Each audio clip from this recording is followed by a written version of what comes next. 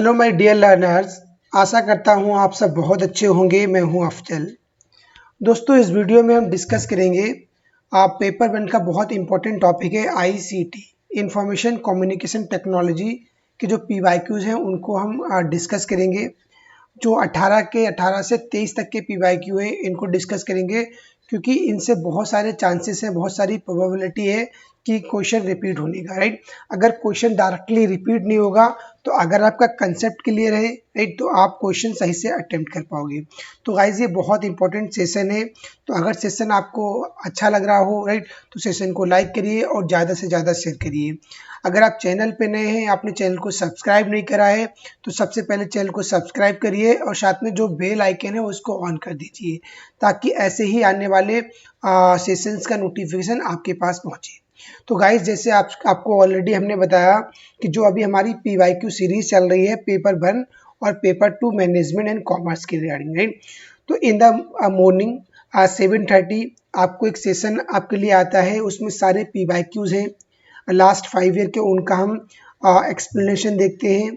और जो in the evening 7:30 specially management का जो पीवाईक्यू है लास्ट 5 ईयर का 18 से, उनकी सीरीज हम डिस्कस कर रहे हैं, राइट। तो अगर आप मैनेजमेंट के स्टूडेंट्स हैं और मैनेजमेंट के अलावा कॉमर्स हो गया, एक कोड नंबर 55 हो गया, तो ये आपके लिए बहुत ही हेल्पफुल लेक्चर है, बहुत ही हेल्पफुल सेशन है, राइट।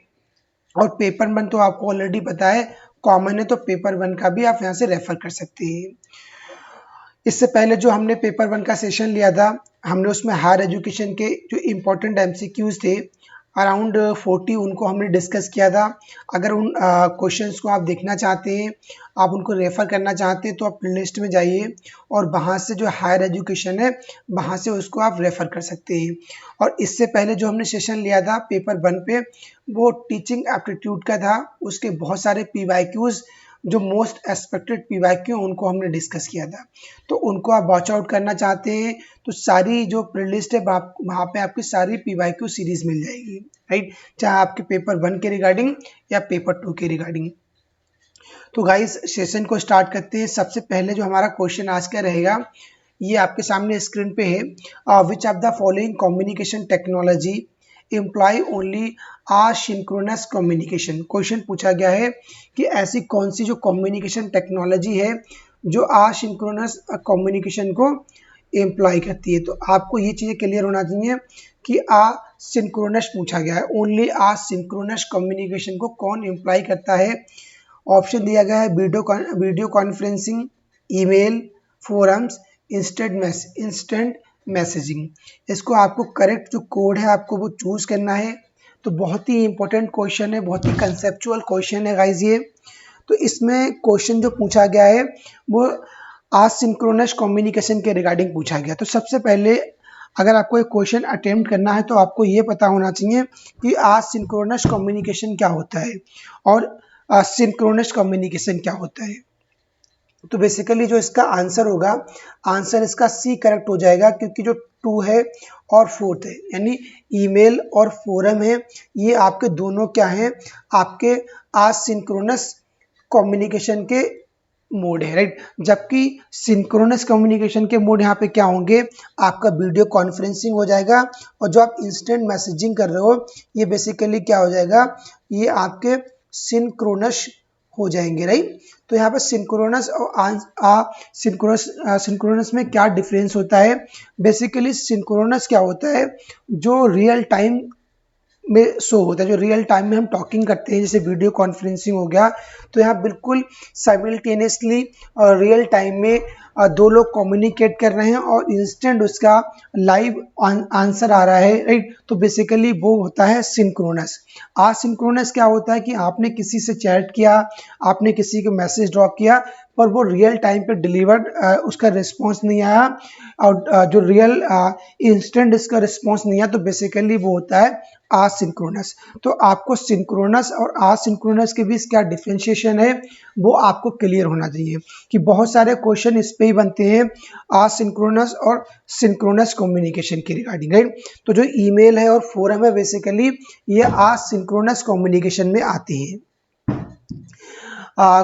जो सेकेंड क्वेश्चन है यहाँ पे, second the option that include file format suitable for distributing sound file across internet. बहुत अच्छा क्वेश्चन है।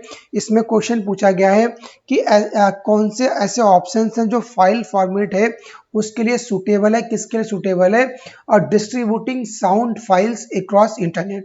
अगर आपको अक्रॉस इंटरनेट जो साउंड फाइल्स हैं उनको आपको डिस्ट्रीब्यूट करना है तो कौन सा फाइल जो फॉर्मेट है बेसिकली वो सूटेबल है। अब आपके सामने जो फाइल के फॉर्मेट दिए गए हैं, आप WWB, MP4, BMA, MP3, ऐसी ABI, MIDI, WAB, MP3, ABI, MOB, WM by MP3, MIDI, WAB, BMA and MP3। तो बेसिकली ये क्या है, ये जब फाइल के फॉर्मेट है तो आपको पूछा गया है कि sound file format across the internet. ये आपसे पूछा है कौन डिस्ट्रीब्यूट करेगा। साउंड क्या होता है, बेसिकली जो ऑडियो से रिलेट करते हैं। यहाँ से आपको एक हिंट दे दिया है, जो ऑडियो फाइल्स के regarding over the internet distribute करते हैं वो कौन कौन से होते हैं। तो जो जहाँ पे ऑडियो की बात आती है या साउंड की बात आती है तो बेसिकली वहाँ पर जो MP4 है ये बहुत पॉपुलर है। तो MP4 तो सब में दिया हुआ है, जबकि इन्होंने कोई वीडियो के रिगार्डिंग नहीं बोला है, ओनली साउंड फाइल्स के रिगार्डिंग पूछा है। तो बेसिकली MP4 क्या है, ये एक वीडियो है, तो इसको आप एलिमिनेट कर सकते हैं, राइट। जबकि यहाँ पे क्या है, जो यहाँ पे आ रहा है आपका MOB। MOB क्या है, ये आपका बेसिकली एक वीडियो साउंड फाइल होता है। MP4 एंड MOB क्या होता है, वीडियो साउंड फाइल, तो इससे आप एलिमिनेट कर सकते हैं। जबकि जो MIDI है, मीदी बोलते हैं, और WAB या BMA बेसिकली ये क्या है, ये आपके साउंड फाइल अक्रॉस इंटरनेट बोला जाता है, राइट। तो आपको ध्यान रखना है MIDI, WAB, WMA, MP3 ये बेसिकली क्या है, ये आपके sound file across the internet है, राइट। नेक्स्ट क्वेश्चन देखते हैं। नेक्स्ट क्वेश्चन कहता है which of the following statement are correct. इनमें से कौन से स्टेटमेंट है जो करेक्ट है। पहला स्टेटमेंट दिया गया, for the sequence of integers represented in binary आज आपके सामने बाइनरी दी गई है, और next integer p would be represented आज बाइनरी, ये पूछा गया है। और सेकेंड स्टेटमेंट दिया गया, ए bite is a binary number, ये बाइनरी नंबर है कंसिस्टिंग ऑफ एग्जैक्टली 8 बाइट। आपको चूज द करेक्ट आंसर। आपको दो स्टेटमेंट दी गई है, इनमें से कौन सी स्टेटमेंट करेक्ट है, आपको उसके अकॉर्डिंग जो आंसर है वो चूज करना है, राइट। तो इसका जो आंसर हो जाएगा, जब बोथ स्टेटमेंट करेक्ट है, क्योंकि सी ऑप्शन है बेसिकली करेक्ट हो जाएगा, क्योंकि जो सीक्वेंस ऑफ इंटीजर्स होता है, अगर इसको हम कैलकुलेट करेंगे, इसका अगर बाइनरी बनाएंगे तो बेसिकली ये बिल्कुल सही हो जाएगा। और जो स्टेटमेंट 2 है, राइट, तो बाइट में हमेशा ध्यान रखिए, बाइट में कितने बाइनरी होते हैं, कितने बिट्स होते हैं, ये आपको पता होना चाहिए। इसमें 8 बिट्स होते हैं, राइट, 8 बिट्स होते हैं बाइट के अंदर। अगर क्वेश्चन आपसे यहाँ बनता है कि जो निबल होता है, निबल NIVL, इसमें कितने बाइट होते हैं, ये आपको कमेंट करके बताना है। एक कितने बिट होते हैं, जो एक बाइट है उसके अंदर 8 बिट होते हैं, और निबल के अंदर कितने बिट्स होते हैं, ये आपको कमेंट करके बताना है। नेक्स्ट क्वेश्चन देखते हैं। यहाँ पे जो लिस्ट 1 दी गई है और लिस्ट 2 दी गई है, आपको लिस्ट 1 को लिस्ट 2 के साथ मैच करना है। लिस्ट 1 में क्या क्या दिया गया है, BIP, right, fibre optic cable, URL, UTB cable. और लिस्ट 2 में क्या दिया गया है, इनका कंसेप्ट दिया गया है, make use of lights pulses transmit data, use of internet to make phone calls, most appropriate to connect computers in a small building, or test used by web browsers to locate a web address on the internet। आपको code के according answer देना है, नीचे जो codes है वो दिए गए हैं, और लिस्ट 1 लिस्ट 2 को मैच करना है। तो बहुत ही अच्छा क्वेश्चन है, PYQ है, ऑलरेडी क्वेश्चन ये बन चुका है, राइट। तो आगे भी इसके क्वेश्चन बनने के बहुत सारे चांसेस हैं। इसको आप, अगर आपको सारे आंसर नहीं आ रहे हैं तो यहाँ पर जो एलिमिनेशन टेक्निक्स है उसको आप लगा सकते हैं, और आंसर आप दे सकते हैं, राइट। इसका जो बेसिकली आंसर होगा, आंसर बी इसका करेक्ट हो जाएगा। जो कोड बी दिया गया है वो बिल्कुल करेक्ट हो जाएगा। अब इसको किस प्रकार आप मैच करेंगे, बेसिकली अगर आपको यहाँ पे ओनली यूआरएल पता है, राइट। यूआरएल बेसिकली क्या होता है, यूनिफॉर्म रिसोर्स लोकेटर। ये क्या होता है,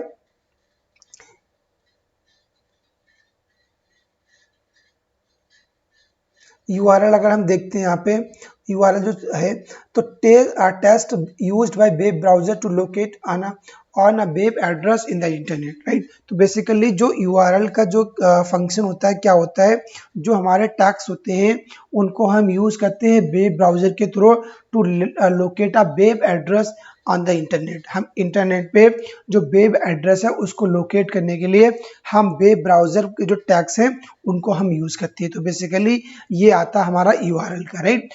एक अगर आपको पता है तो वहीं से आप एलिमिनेट कर सकते हैं। दो ऑप्शन आपका डी है, आपका एलिमिनेट हो जाएगा और आपका ए एलिमिनेट हो जाएगा, राइट। अब आता है BOIP। BOIP क्या होता है, वॉइस ओवर इंटरनेट प्रोटोकॉल। इनकी जो फुल फॉर्म भी पूछ लेते हैं, वॉइस ओवर इंटरनेट प्रोटोकॉल। ये बेसिकली क्या होता है, जब हम इंटरनेट के थ्रू फोन कॉल्स करते हैं तो ये वॉइस ओवर इंटरनेट प्रोटोकॉल होता है, राइट। तो इसको हम 2 से मैच करेंगे, इसलिए जो हमारा आंसर है वो हमारा आंसर जो कोड है बी बिल्कुल करेक्ट हो जाएगा, राइट। जबकि जो और है फाइबर ऑप्टिक केबल और यूटीबी केबल, इनको मैच कैसे करेंगे, make use of lights pulses to transmit data, या most appropriate to connect computer in a small building, right. तो जो बी है हम उसको एक से कनेक्ट कर देंगे, क्योंकि बेसिकली जो फाइबर ऑप्टिक केबल होती है इनका क्या होता है, make use of lights pulses to transmit data.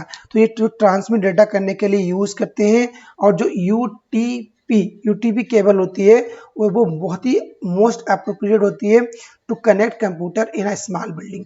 एक छोटी सी जो बिल्डिंग में कंप्यूटर्स को कनेक्ट करने के लिए बहुत ज़्यादा अप्रोप्रिएट होती है। कौन सी केबल, यूटीपी केबल क्या होती है, एक जो स्मॉल बिल्डिंग है वहाँ पर जो कंप्यूटर्स हैं उनको एक दूसरे के साथ कनेक्ट करना होता है, तो हम केबल यूज करते हैं यूटीपी केबल, राइट। तो इसके लिए जो इसका आंसर है बी करेक्ट हो जाएगा। नेक्स्ट क्वेश्चन देखते हैं, बहुत ही इंफॉर्मेटिव क्वेश्चन है। यहाँ पे आपके लिस्ट 1 दी गई है और लिस्ट 2 के साथ मैच करना है। लिस्ट 1 में जो आपके डिजिटल इनिशिएटिव हैं वो दिए गए हैं और लिस्ट 2 में इनके जो पर्पजेस क्या हैं उनको दिया गया है। तो जो पहला यहाँ पर डिजिटल इनिशिएटिव आता है उमंग, राइट, भीम, ईबिज एंड स्वयं। अब इनके पर्पज क्या हैं उनको आपको मैच करना है। G2B services, learning platform, unified payment interface UPI, single point of access to all government services. Choose the correct answer. आपको करेक्ट आंसर को चूज करना है। आप किस प्रकार चूज करेंगे, जो डिजिटल इनिशिएटिव्स हैं उनको आपको मैच करना है with their purposes, right.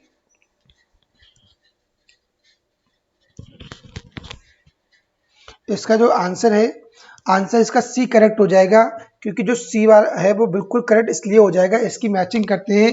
Basically जो स्वयं है, स्वयं क्या है, एक लर्निंग प्लेटफॉर्म है। आपको ऑलरेडी पता होना कि स्वयं क्या है, स्वयं लर्निंग प्लेटफॉर्म है। तो अगर यहाँ पर एलिमिनेशन टेक्निक यूज करते हैं, डी को 2 से करेंगे तो बेसिकली एक ही आप, अगर आपको ओनली स्वयं पता है देन आप इसको एलिमिनेशन टेक्निक के थ्रू कर सकते हैं, राइट। पर हमको सारा मैच करना है। ईबिज बेसिकली क्या होता है, जो G2B सर्विसेज यानी गवर्नमेंट टू बिजनेस सर्विसेज के लिए हम ईबिज को यूज करते हैं। जबकि भीम क्या होता है, भीम बेसिकली होता है जो यूनिफाइड पेमेंट इंटरफेस UPI के लिए हम भीम का यूज करते हैं। और उमंग क्या होता है, उमंग बेसिकली होता है जितनी भी जो सारी गवर्नमेंट सर्विसेज हैं उनको आप एक सिंगल पॉइंट पे एक्सेस कर सकते हैं।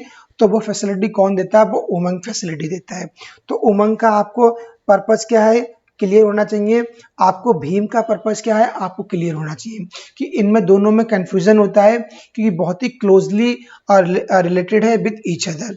उमंग में हमने क्या बताया कि जितनी भी सारी गवर्नमेंट की जो सर्विसेज हैं वो एक सिंगल पॉइंट पे एक्सेस कर सकते हैं उमंग के अंदर। जबकि जो भीम ऐप होता है बेसिकली वो यूपीआई मेंटेन करता है कि आपको भीम ऐप के थ्रू कोई अमाउंट ट्रांसफर करना है तो आप किसके थ्रू करोगे, जो यूपीआई।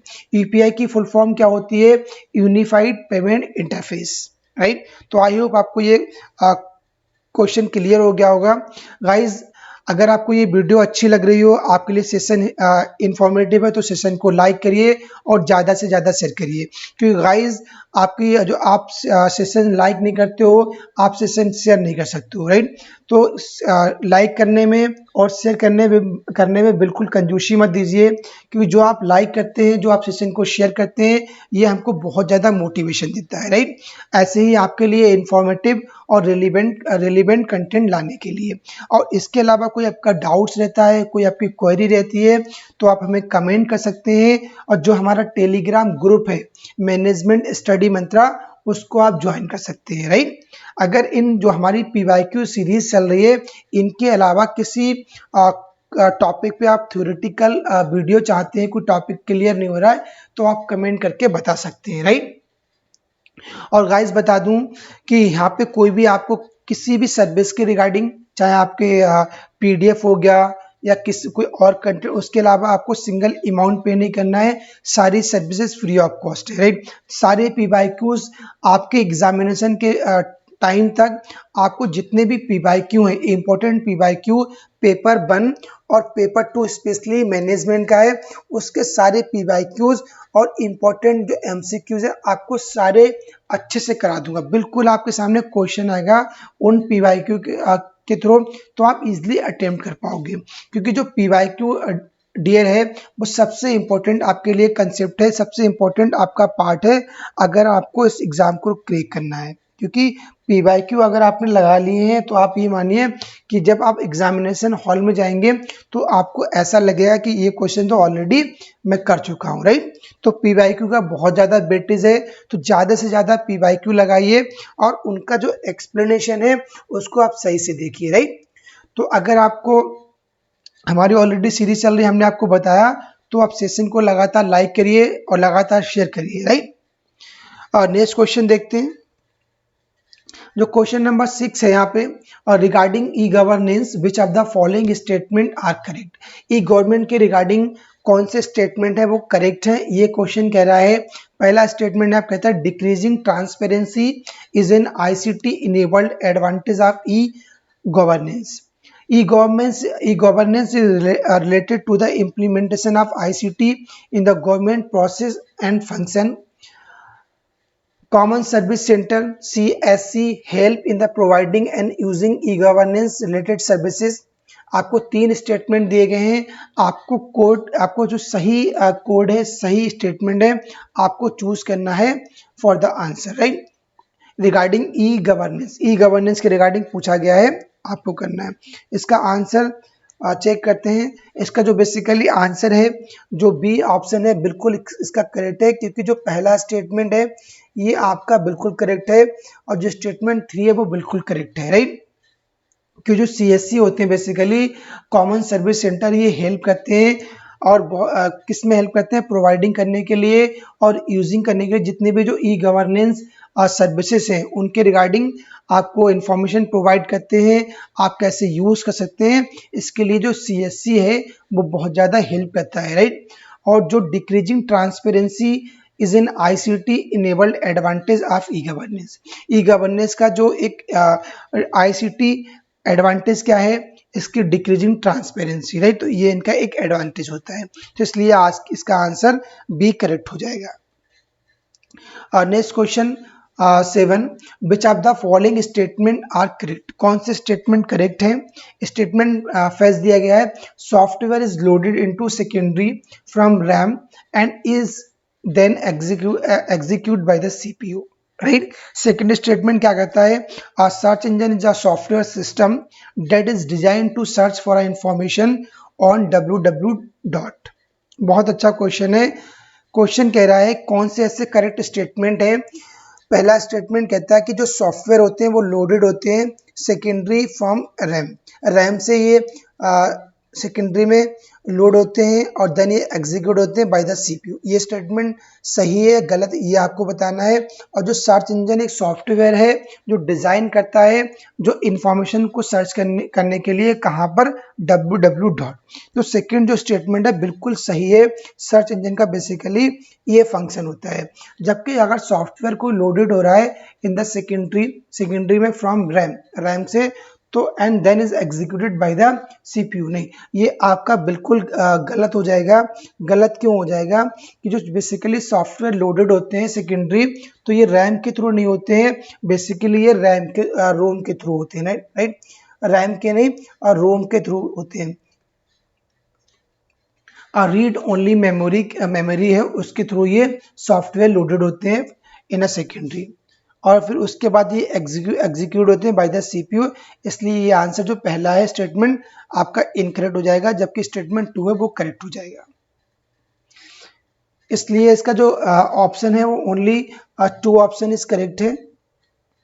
अब नेक्स्ट क्वेश्चन देखते हैं। Select the option that list component for the cyber space address URL in the correct order from beginning to and.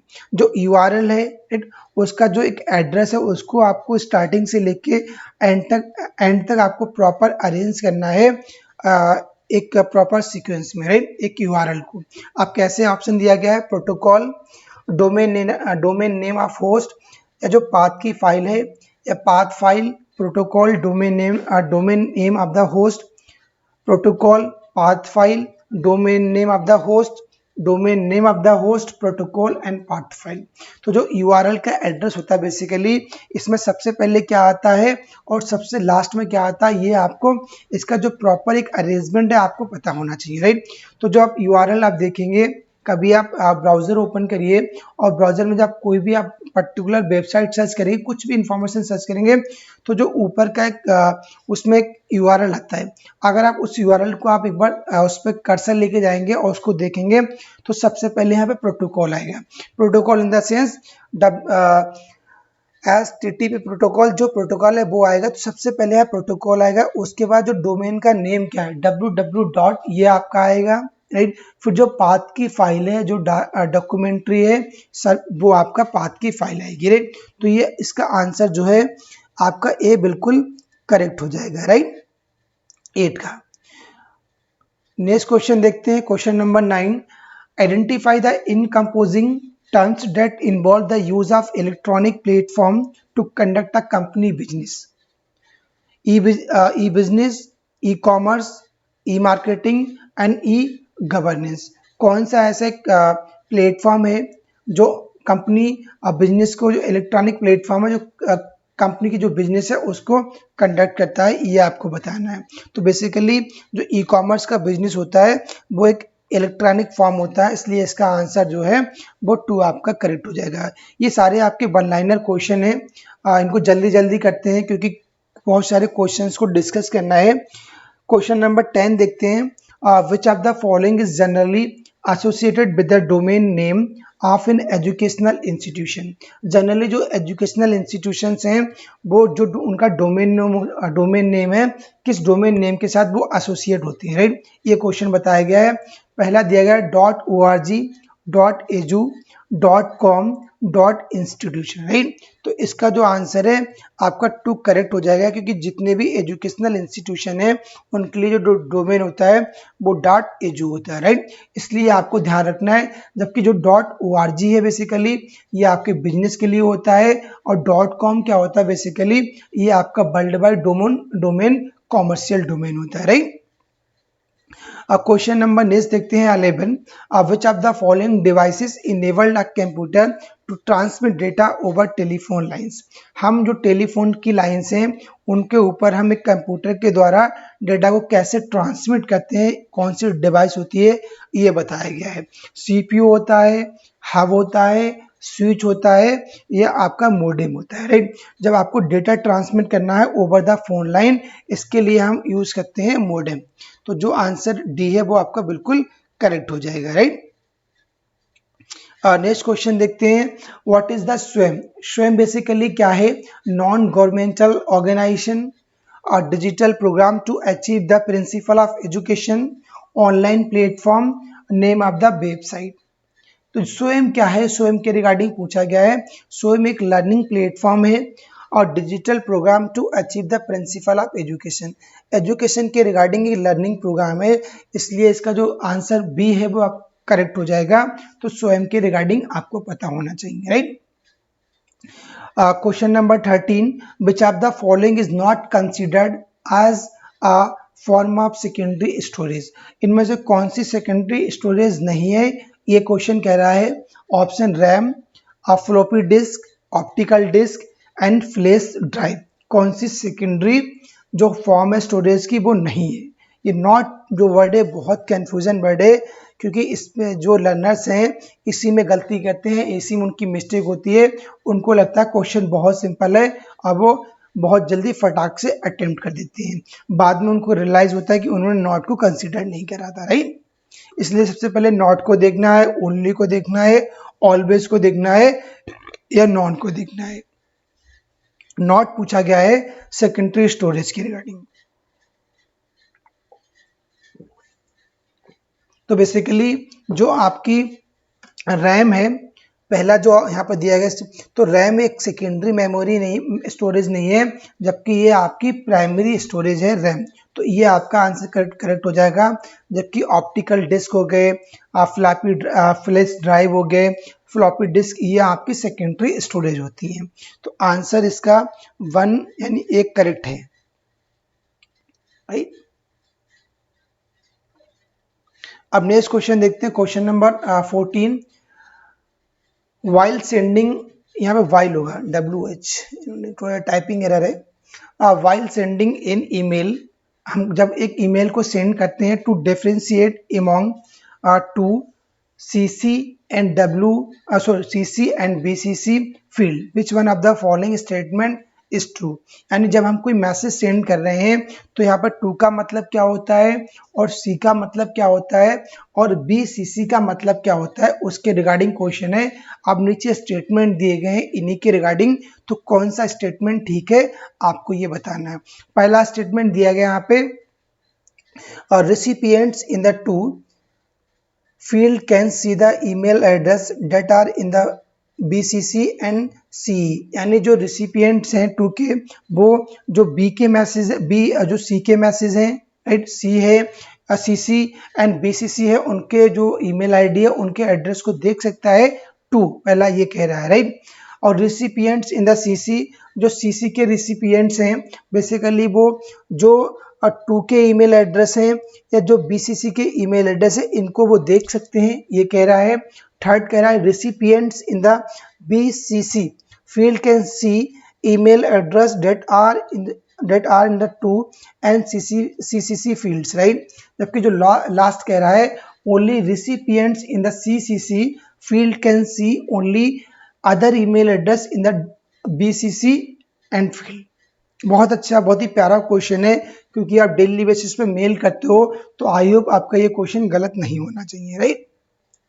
क्योंकि आप जो रिसिपिएंट देखते हो आपका टू का ऑप्शन आता है, आपके पास सी का ऑप्शन आता है, कार्बन कॉपी जिसे बोला जाता है, और BCC का ऑप्शन आता है जहाँ पे ब्लाइंड कार्बन कॉपी जिसे बोला जाता है। तो बेसिकली जो इसका आंसर 3 है वो बिल्कुल करेक्ट हो जाएगा, क्योंकि जो BCC के रिसिपिएंट्स होते हैं वो क्या कर सकते हैं, वो सबको देख सकते हैं, राइट। BCC के जो रिसिपिएंट्स होते हैं जो टू का ईमेल को देख सकते हैं, वो CC के जो ईमेल्स होते हैं उनको भी देख सकते हैं, पर उनको कोई नहीं देख सकता, ये आपको याद रखना है। BCC क्या होते हैं, अगर उनका जो रेसिपिएंट्स हैं वो टू को भी देख सकते हैं और वो सी को भी देख सकते हैं, जबकि उनको ना ही बी देख सकता है, सॉरी, ना ही उनको CC देख सकता है, ना ही उनको टू देख सकता है, राइट। इसलिए इसका जो आंसर है, answer 3 is correct. Next question देखते हैं, a groups access to digital technology and another groups lack of access to it will cause a disparity known as internet inequality, web inequality और technological imbalances, a divide और digital divide. तो basically जो इसका option हो जाएगा option 4 correct हो जाएगा कि जो डिजिटल डिवाइड है बेसिकली ये एक ग्रुप एक्सेस होते हैं एक डिजिटल टेक्नोलॉजी में, जहाँ पर जो अनदर ग्रुप्स होते हैं lack of access to it, right, will cause a disparity, जिसको एक डिस्पैरिटी का कॉज बनता है डिजिटल डिवाइड। अब जो क्वेश्चन नंबर 16 है, which one of the following is in educational FM radio networks, इनमें कौन सा एक एफएम एजुकेशनल रेडियो नेटवर्क है? और ज्ञान दर्शन, ज्ञान बानी, ज्ञान धारा एंड ज्ञान। बेसिकली ये जो एफएम रेडियो नेटवर्क है एजुकेशन का, ये किसका इनिशिएटिव्स है? बेसिकली जो इग्नू है उनके ये इनिशिएटिव्स है। कौन कौन से हैं? ज्ञान दर्शन, ज्ञान बानी एंड ज्ञान धारा। बट यहाँ पे पूछा गया है एफएम रेडियो नेटवर्क। तो एफएम जो रेडियो नेटवर्क होता है बेसिकली किसको रेफर करता है? जो ज्ञान बानी है इसको रेफर करता है। जबकि जो ज्ञान दर्शन है वो किसको रेफर करता है? वो आपकी जो वीडियो है, राइट, उनको रेफर करता है, दर्शन को रेफर करता है, राइट, वीडियो, राइट। ज्ञान धारा जहाँ पे पूरा ज्ञान का फ्लो हो रहा है तो उसको रेफर करता है। तीनों जो किसके इनिशिएटिव्स है? बेसिकली ये इग्नू के इनिशिएटिव्स हैं।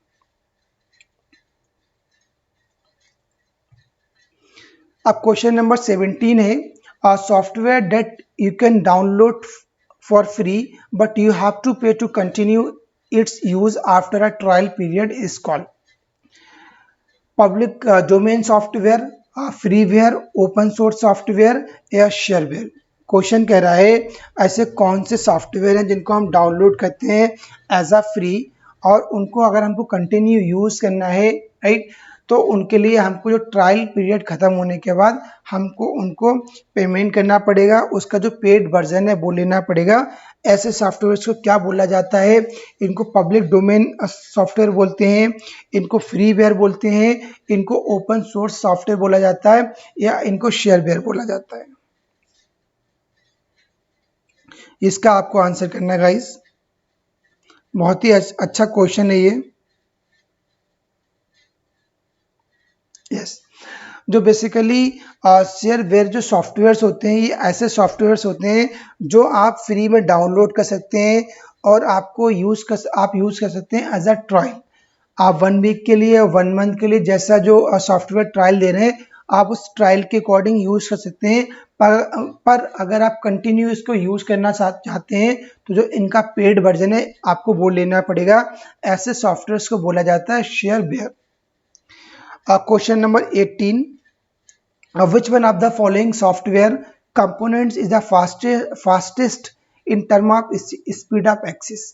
आपको जो स्पीड ऑफ एक्सेस है उनके टर्म में आपको जो सबसे फास्टेस्ट कंपोनेंट कौन से कंप्यूटर के आपको ये बताना है। ऑप्शन दिया गया USB drive, SSD, solid state drive या रैम या हार्ड डिस्क ड्राइव। तो सबसे ज़्यादा जो फास्टेस्ट स्पीड होती है बेसिकली किसकी होती है? रैम की होती है, राइट। ये आपको पता होना चाहिए। जो गिवन ऑप्शन है इनमें सबसे ज़्यादा स्पीड किसकी फास्ट होगी? रैम की फास्ट होगी। तो जो आंसर सी इज करेक्ट। अब जो क्वेश्चन नंबर 18 कह रहा है 8 टेराबाइट इज इक्वल टू, बहुत ही सिंपल क्वेश्चन है, वन लाइनर है। जो टेराबाइट है वो किसके इक्वल है? 1024 megabyte, 1024 kilobyte, 1024 gigabyte, 1024 into 1024 kilobyte किसके इक्वल है? 1 टेराबाइट।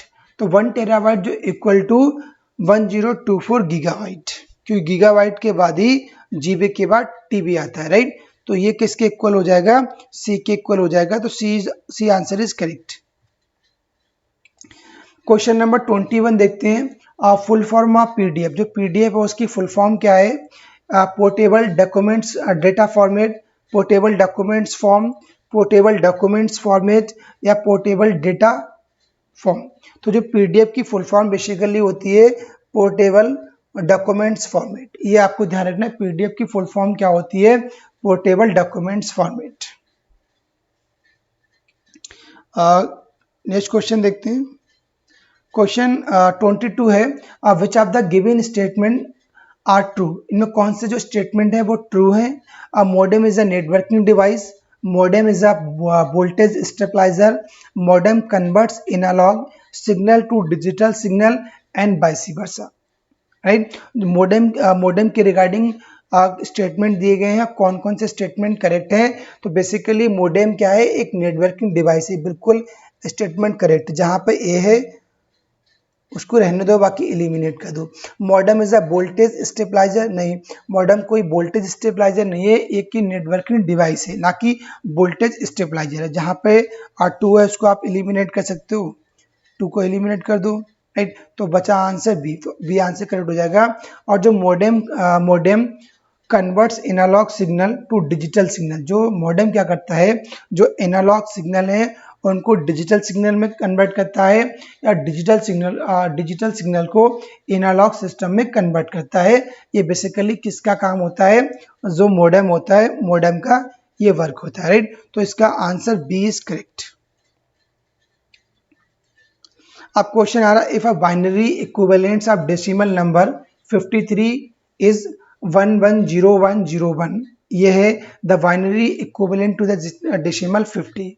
अगर एक जो डेसिमल नंबर 50 दिया गया है उसका बाइनरी दिया गया है और आपसे ये पूछा गया है कि 50 का बाइनरी क्या होगा, तो बेसिकली जो 50 का बाइनरी यहाँ पे होगा वो आपका बी हो जाएगा, राइट। अब बी बाइनरी कैसे हो जाएगा, अगर आपको बाइनरी निकालना है तो बाइनरी कैसे निकालेंगे, 53 का ऑलरेडी दिया गया है, आपको 50 का बाइनरी निकालना है। 50 का बाइनरी कैसे निकालेंगे आप, इसको बाइनरी का जो प्रोसेस होता है 1 2 4 8 16 एंड 32, ये आपको इस प्रकार जो एक जो डिवाइस होती है, जो उनकी स्टोरेज होती है, इस फॉर्म में जाती है, राइट, इस बाइनरी सिस्टम में जाती है। तो इसी प्रकार आपको लिखना है। अब आपको 50 पूछा गया तो आपको लेस देन 50 रखना है, राइट। तो इसको आपको इंक्लूड करना है 32 और 16 का आपका 48 हो जाएगा, और 48 को अगर हम 2 और ऐड करें 50 हो जाएगा। तो आपको जो 3 चीज़ें आपने ऐड कर दी, आपका क्वेश्चन निकाला गया। अब जहाँ जहाँ पे ये 32 जिनको हमने सिलेक्ट करा है वहाँ पे हम 1 कर देंगे, 1, और बाकी जहाँ पे जो नॉन सिलेक्ट है उसको 0 0 1 0 कर देंगे। तो ये इस प्रकार इसका आंसर निकल के आ जाएगा। तो जब आपको डेसिमल से बाइनरी कन्वर्ट करना है, बहुत ही सिंपल टेक्निक्स है। आप जो एक फॉर्म है इसको आप लिखिए 1 2 4 8 16 32 64 128। जो आपने देखा है कि जो मेमोरी होती हैं उनका ये सीक्वेंस होता है, इसी सीक्वेंस को लिखिए और आप उसको देख, जहाँ पे आपका जो डेसिमल नंबर है पूरा हो रहा है उनको आप उनके नीचे 1 करेंगे, और जहाँ को जिनको हम इंक्लूड नहीं कर रहे हैं वहाँ पर 0 कर देंगे, आपका आंसर निकल के आ जाएगा। क्वेश्चन नंबर 24 क्या कहता है, which one of the following is not a part of suit of products of Microsoft office. इनमें कौन से माइक्रोसॉफ्ट ऑफिस है उनका पार्ट नहीं है। ये कह रहा है MS Excel, MS power point, या MS पब्लिशर, या MS विंडो। ये बहुत ही सिंपल क्वेश्चन है। MS ऑफिस का जो पार्ट है बेसिकली नहीं है, पूछा गया है, तो नहीं क्या होगा, जो MS विंडो है ये इसका पार्ट नहीं। बाकी एक्सेल भी पार्ट होता है, पावर पॉइंट भी है, पब्लिशर भी है, और जो MS वर्ड है वो इसका ही पार्ट होता है, राइट। जबकि MS विंडो क्या है, एक ऑपरेटिंग सिस्टम है, राइट। नेक्स्ट क्वेश्चन देखते हैं। Question number 25, The internet began with the development of Usenet, Internet, Intranet and ARPANET। जो इंटरनेट का जो शुरुआत हुई थी किसके डेवलपमेंट के साथ हुई, ARPANET के साथ हुई थी। तो इसका आंसर सी करेक्ट हो जाएगा।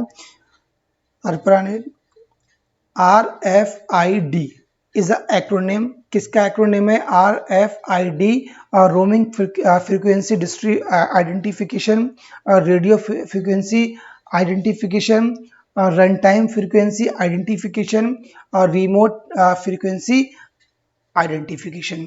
तो इसकी जो फुल फॉर्म होती है RFID की, और रेडियो फ्रीक्वेंसी आइडेंटिफिकेशन। तो इसका आंसर बी इज करेक्ट। जो आज का लास्ट क्वेश्चन है, Bluetooth is an example of PAN, LAN, MAN and वेन। जो ब्लूटूथ बेसिकली किसका एग्जांपल है, ये क्वेश्चन कह रहा है। तो ये कोई ब्लूटूथ जो एग्जांपल होता है जो पैन होता है पर्सनल एरिया नेटवर्क, इसका एग्जाम्पल होता है। तो 27 का जो आंसर करेक्ट हो जाएगा वो आपका ए हो जाएगा, राइट।